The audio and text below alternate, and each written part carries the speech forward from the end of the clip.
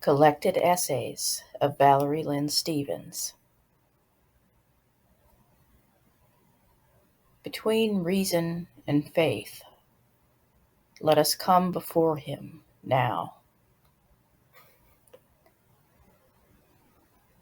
Romans chapter 1, verse 20.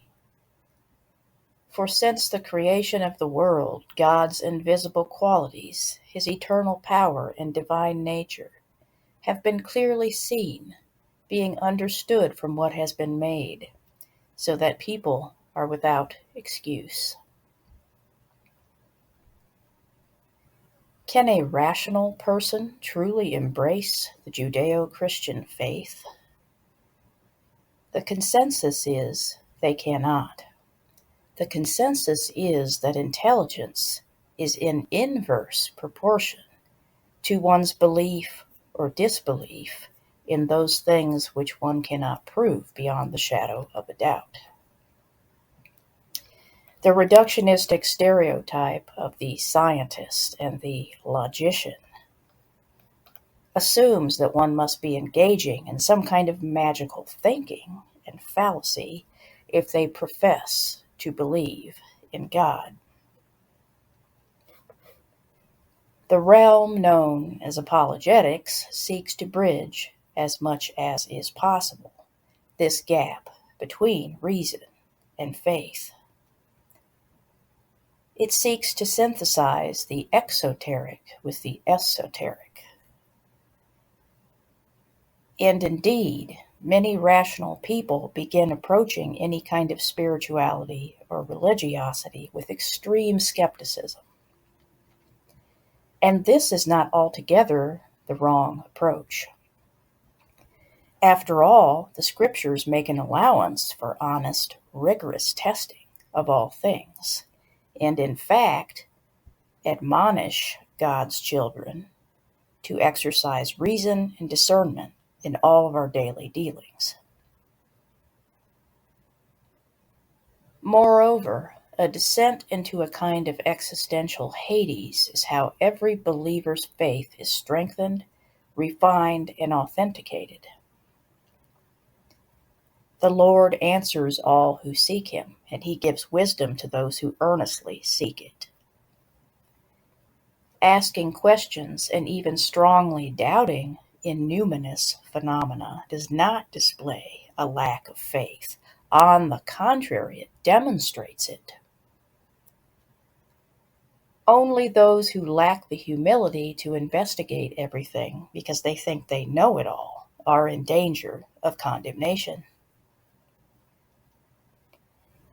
In Romans chapter 1, verse 20, we are told that God can be clearly seen in all of his creation, and that no man will have an excuse in the end.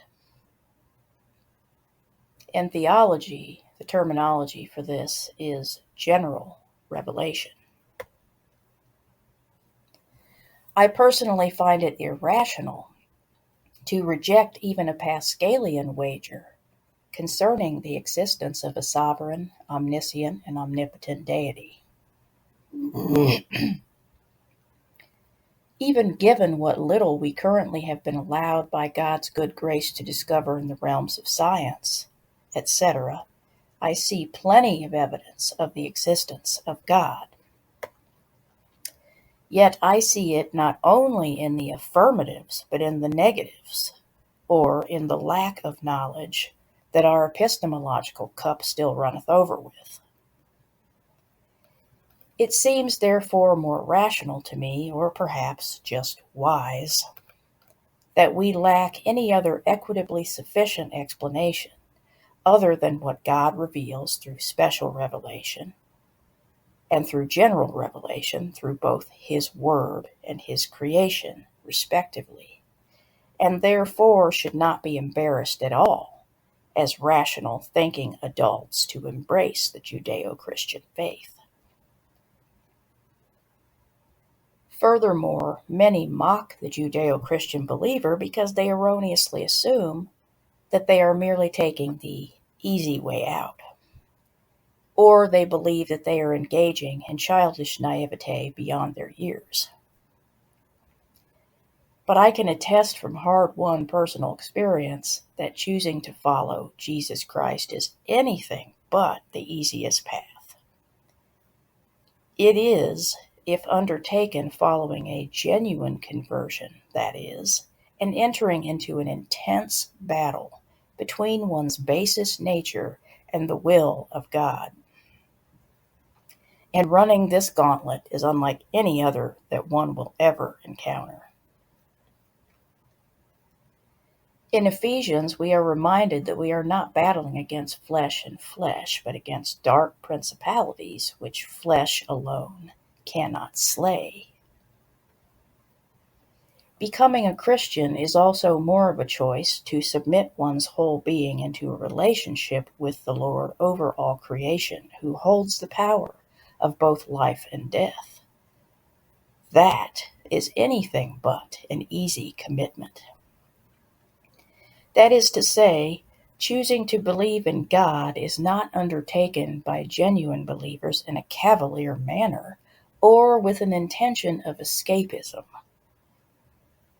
On the contrary, embracing God's will and choosing His truth places accountability squarely upon our fragile mortal shoulders in a way that no other so-called religion or philosophy can or does. If that is not an indication of its authenticity, I don't know what is. After all, what person seeking to escape reality and to abdicate their own personal responsibilities would choose this? None. Moreover, even the naturalistic evidence points more and more towards the authentic historicity of the Holy Bible. Even the miracles recorded therein actually have naturalistic explanations, even if every little detail has not yet been revealed to us. In truth, what we refer to as miracles are merely a manifestation of those realities, but realities, nevertheless, which we cannot fully grasp. The realms of human study, often referred to as theoretical, are merely theory for the time being. Some theories will become discoveries, and others will merely fall by the wayside, according with the will of the one who knows all, and providently guides and directs all towards his intention that all should be given a chance to repent and to return unto him before the end. Yes, in the end, we will all find it both wise and perfectly logical to bow before him. But let us instead, taking a leap of both reason and faith, choose to come before him at present, and he will tell us all that we need to know. And in due time, everything will make perfect sense.